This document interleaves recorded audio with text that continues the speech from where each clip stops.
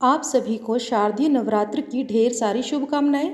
माता की कृपा से हमारे जीवन में सुख समृद्धि और शांति का आगमन हो, हमारे घर में खुशियों का आगमन हो और हम सबके दिलों में प्रेम और करुणा का संचार हो।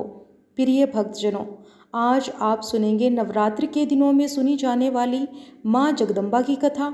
आप सब इस कथा को सच्चे मन से पूर्ण श्रद्धा और भक्ति भाव के साथ पूरा सुनने के बाद कमेंट बॉक्स में जय माता दी जरूर लिखिएगा। धार्मिक कथाओं के अनुसार एक बार बृहस्पति जी ने श्री ब्रह्मा जी से प्रश्न किया कि हे ब्रह्मा जी, चैत्र और अश्विन मास के शुक्ल पक्ष में नवरात्रि का व्रत और उत्सव क्यों मनाया जाता है? इस व्रत का क्या फल मिलता है और इसे किस प्रकार करना उचित है? सबसे पहले इस व्रत को किसने किया था? बृहस्पति जी के इस प्रश्न के उत्तर में श्री ब्रह्मा जी ने कहा कि हे बृहस्पति, प्राणियों की हित की इच्छा से आपने बहुत अच्छा प्रश्न किया है। जो मनुष्य मनोरथ पूर्ण करने वाली दुर्गा, महादेव, सूर्य और नारायण भगवान का ध्यान करते हैं, वे मनुष्य धन्य हैं। यह नवरात्र व्रत संपूर्ण कामनाओं को पूर्ण करने वाला है। इसके करने से पुत्र की इच्छा रखने वाले को पुत्र, धन की इच्छा रखने वाले को धन और विद्या की इच्छा रखने वाले को विद्या, सुख की इच्छा रखने वाले को सुख मिलता है। इस व्रत को करने से रोगी मनुष्य का रोग दूर हो जाता है, मनुष्य की सारी परेशानियां दूर हो जाती है, घर में सुख समृद्धि में वृद्धि होती है, वांछन को पुत्र मिलता है और सभी पापों से मुक्ति मिल जाती है और मन के मनोरथ भी सिद्ध हो जाते हैं। अब श्री ब्रह्मा जी के अनुसार जो मनुष्य इस नवरात्रि व्रत को नहीं करता, उसे जीवन में अनेकों दुख भोगने पड़ते हैं और वह कष्ट और रोग से पीड़ित होकर अंगहीनता को प्राप्त होता है। उनकी संतान नहीं होती, वह धन धान्य से रहित होकर भूख और प्यास से व्याकुल भटकता फिरता है। अगर व्रत करने वाला मनुष्य सारे दिन उपवास न कर सके तो एक समय भोजन करे और 10 दिन बंधु बांधवों सहित नवरात्र व्रत की कथा का श्रवण करे। अब श्री ब्रह्मा जी कहते हैं कि हे बृहस्पति, जिसने पहले इस महाव्रत को किया, वह कथा अब मैं आपको सुनाने जा रहा हूँ। आप सावधान होकर सुनिए। ये श्रोताओं, आप सभी श्री ब्रह्मा जी द्वारा सुनाई गई कथा का श्रवण बहुत ही सावधान होकर कीजिएगा। इस प्रकार ब्रह्मा जी का वचन सुनकर बृहस्पति जी कहने लगे, हे ब्रह्मा जी, मनुष्यों का कल्याण करने वाले इस व्रत के इतिहास को आप मेरे लिए कहिए। मैं सावधान होकर सुन रहा हूँ। आपकी शरण में आए हुए मुझ पर आप कृपा कीजिए। तब श्री ब्रह्मा जी बोले कि प्राचीन समय में मनोहर नगर में पीड़ित नाम का एक अनाथ ब्राह्मण रहता था। वह भगवती दुर्गा का भक्त था। उसके संपूर्ण सद्गुणों से युक्त सुमति नाम की एक अत्यंत सुंदरी पुत्री उत्पन्न हुई। सुमति अपने पिता के घर में बचपन में अपनी सहेलियों के साथ खेला कूदा करती हुई इस प्रकार बढ़ने लगी जैसे शुक्ल पक्ष का चंद्रमा बढ़ता है। उसका पिता हर दिन माँ दुर्गा की पूजा करके होम किया करता था और वह उस समय नियम से उस पूजा पाठ में उपस्थित रहती थी। अब बहुत ध्यान से सावधानी के साथ सारी पूजा पाठ देखा करती थी। एक दिन सुमति अपनी सहेलियों के साथ खेल में लग गई और भगवती के पूजन में शामिल नहीं हुई। अब उसके पिता को पुत्री की ऐसी सावधानी देखकर बड़ा क्रोध आया और वह अपनी पुत्री से कहने लगी कि अरे दुष्ट पुत्री, आज तूने भगवती का पूजन नहीं किया, इस कारण जा, मैं तेरा विवाह किसी कुष्ठ रोगी या फिर दरिद्र मनुष्य के साथ करूँगा। अब पिता के ऐसे वचन सुनकर सुमति को बड़ा कष्ट पहुँचा और वह अपने पिता से कहने लगी कि हे पिताजी, मैं तो आपकी पुत्री हूँ, सब तरह से आपके अधीन हूँ, जैसी आपकी इच्छा हो वैसा ही करो। सुमति कहने लगी कि पिताजी, आप चाहे जैसे राजा से, कुष्ठी से, दरिद्र से या फिर जिसके साथ चाहो आप मेरा विवाह कर दो, लेकिन होगा वही जो मेरे भाग्य में लिखा है। मेरा तो अटल विश्वास है कि जो जैसा कर्म करता है उसको कर्मों के अनुसार वैसा ही फल भोगने को मिलता है, क्योंकि कर्म करना तो मनुष्यों के अधीन है लेकिन फल देना ईश्वर के हाथ में है।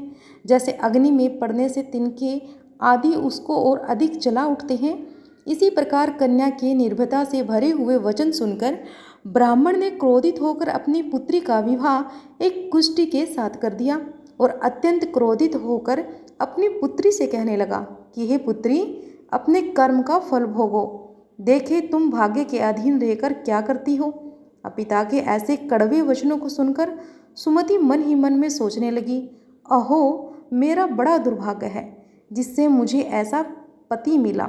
इस तरह अपने दुख का विचार करती हुई वह कन्या अपने पति के साथ घोर वन में चली गई और डरावने कुशायुक्त उस भीषण वन में उन्होंने वह रात बड़े कष्ट के साथ बिताई। उस गरीब बालिका की ऐसी दशा देखकर देवी भगवती ने उस कन्या के पूर्व पुण्य के प्रभाव से प्रकट होकर उससे कहा कि हे दीन ब्राह्मणी, मैं तुझसे प्रसन्न हूँ, तुम जो चाहो वरदान मांग सकती हो। अब भगवती दुर्गा के ऐसे वचन सुनकर वह ब्राह्मण कन्या बोली कि आप कौन देवी हैं, वह सब मुझसे कहिए।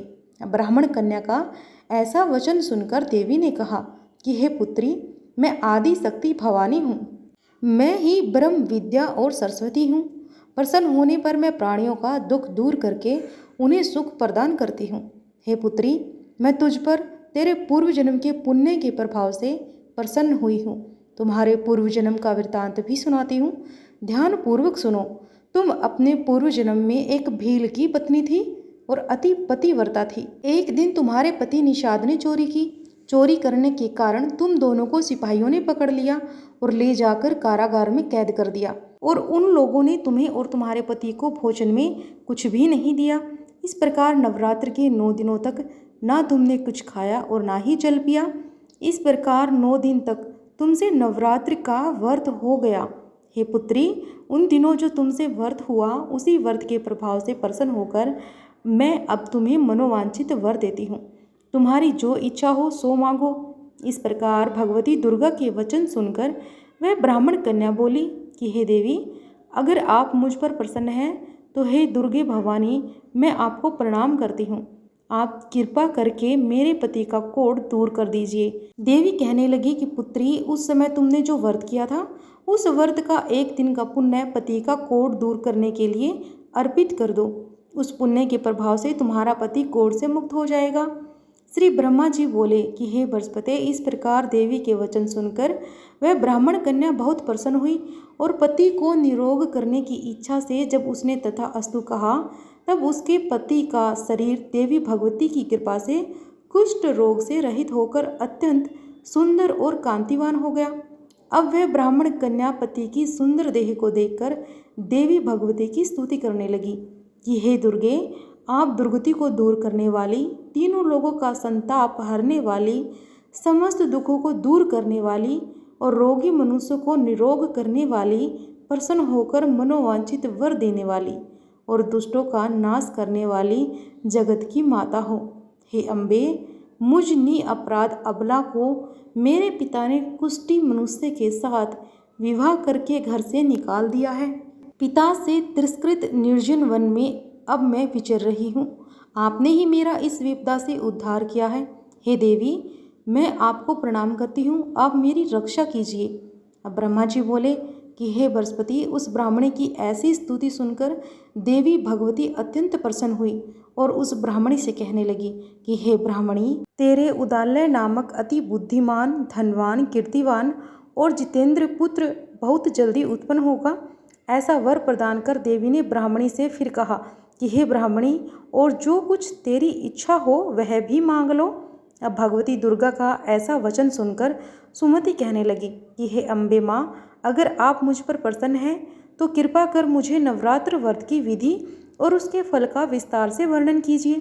इस प्रकार ब्राह्मणी के वचन सुनकर देवी दुर्गा कहने लगी कि हे ब्राह्मणी, मैं तुम्हें समस्त पापों को दूर करने वाले नवरात्र व्रत की विधि बतलाती हूँ, जिसको सुनने से मोक्ष की प्राप्ति हो जाती है। अश्विन मास के शुक्ल पक्ष की प्रतिपदा से लेकर 9 दिन तक विधि पूर्वक व्रत करें। अगर दिन भर का व्रत न कर सके तो 1 समय का भोजन करें। विद्वान ब्राह्मणों से पूछकर घट स्थापना करें और वाटिका बनाकर उसको प्रतिदिन जल से सींचे। महाकाली, महालक्ष्मी, महासरस्वती देवी की मूर्तियाँ स्थापित कर उनकी नित्य विधि सहित पूजा करें और पुष्पों से विधि पूर्वक अर्घ दें। बिजोरा के फल से अर्घ देने से सुंदर रूप की प्राप्ति होती है। जायफल से अर्घ देने की कीर्ति, दाग से अर्घ देने पर कार्य की सिद्धि होती है। आंवले से अर्घ देने से सुख की प्राप्ति होती है और केले से अर्घ देने से आभूषणों की प्राप्ति होती है। इस प्रकार पुष्पों और फलों से अर्घ देकर व्रत समाप्त होने पर 9वें दिन यथाविधि हवन करें। खांड, घी, गेहूँ, शहद, जौ, तिल, बेल, नारियल, दाख और कदम आदि से हवन करें। गेहूं से होम करने पर श्री लक्ष्मी जी की प्राप्ति होती है। खीर और चंपा के पुष्पों से धन की और बेल पत्रों से तेज और सुख की प्राप्ति होती है। आंवले से कीर्ति की और केले से पुत्र की, कमल से यश की, मान की, सम्मान की और दाखों से संपदा की प्राप्ति होती है। खांड, घी, नारियल, शहद, जौ और तिल तथा फलों से होम करने से मनोवांछित वस्तु की प्राप्ति होती है। व्रत करने वाला मनुष्य इस विधि विधान से होम करके ब्राह्मण को अत्यंत नम्रता के साथ प्रणाम करे और यज्ञ की सिद्धि के लिए उसे दक्षिणा दे। इस प्रकार बताई हुई विधि के अनुसार जो भी मनुष्य व्रत करता है उसके सारे मनोरथ पूर्ण हो जाते हैं। इसमें बिल्कुल भी संदेह नहीं है। इन 9 दिनों में जो कुछ दान आदि किया जाता है उसका करोड़ों गुना फल मिलता है। इस नवरात्र व्रत करने से अश्वमेध यज्ञ का फल मिलता है। हे ब्राह्मणी, इस संपूर्ण कामनाओं को पूर्ण करने वाले उत्तम व्रत को तीर्थ, मंदिर या फिर घर में ही विधि के अनुसार करें। श्री ब्रह्मा जी बोले कि हे बृहस्पति, इस प्रकार ब्राह्मणी को व्रत की विधि और फल बताकर देवी भगवती अंतर्धान हो गई। जो मनुष्य या स्त्री इस व्रत को भक्ति पूर्वक करता है या करती है वह इस लोक में सुख प्राप्त कर अंत में दुर्लभ मोक्ष को प्राप्त हो जाता है। हे बृहस्पति, यह इस दुर्लभ व्रत का महात्म्य है जो मैंने आपको बतलाया है। यह सुनकर बृहस्पति जी आनंद से प्रफुल्लित होकर श्री ब्रह्मा जी से बोले कि हे ब्रह्मा जी, आपने मुझ पर अति कृपा की है जो मुझे नवरात्र व्रत का महात्म्य सुनाया है। अब ब्रह्मा जी बोले कि हे बृहस्पति, यह देवी भगवती की शक्ति संपूर्ण लोगों का पालन करने वाली है। इन महादेवी के प्रभाव को कौन जान सकता है? तो प्रेम से बोलिए, देवी दुर्गा की जय हो, अम्बे मात की जय हो, भवानी माँ की जय हो। आप सभी पर माता रानी की कृपा बरसती रहे। जय माता दी।